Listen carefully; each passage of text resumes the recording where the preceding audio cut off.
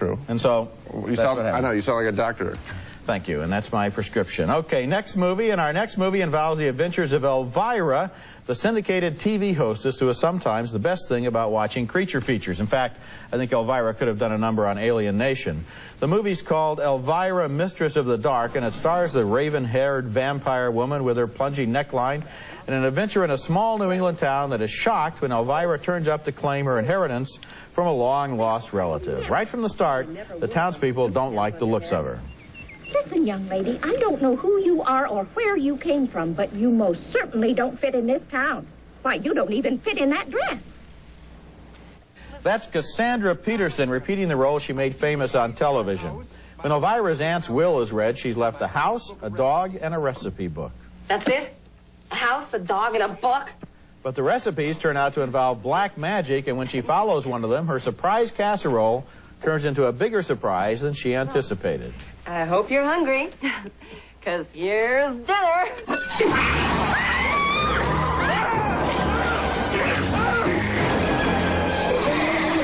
There isn't much of a plot, but what little there is consists of Elvira's attempts to make friends with the local teenagers. Her approach is to tell them a lot of corny jokes. Tell him I was more than just a great set of boobs. I was also an incredible pair of legs. It was W.C. Fields who once refused to star in any movie that featured children, dogs, or plunging necklines. He was afraid that he would be upstaged by those three elements visually. Well, this movie is only missing the kid. It has the dog and it has the plunging neckline, and one of the problems Elvira has is that she keeps upstaging herself.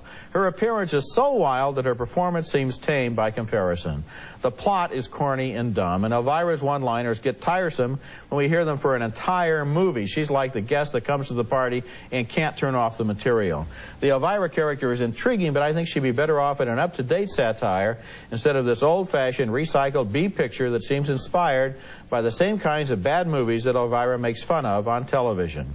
If she weren't in this film, I bet she could do a real good job on it. Yeah, the problem is that there's no story here. I mean, you have her walking around in her makeup and her plunging neckline and her beehive hairdo or whatever it is, and too much hair, if I can say that. And she, doesn't have anything to do. I mean, really doesn't have anything to do. You have one special big effect, which we just saw, and that's an end of movie. And I don't know who they're selling it to, but it's not sexy, it's not funny, and it isn't a good teenager or horror picture. It might be for children if it weren't for the fact that some of the language and some of the situations are inappropriate. She has a couple of jokes that made me laugh where I thought there was a glimpse of some bright writing. I mean, they could take a character like her and really have some fun with it. They did not. The screenplay didn't do it. Coming up next...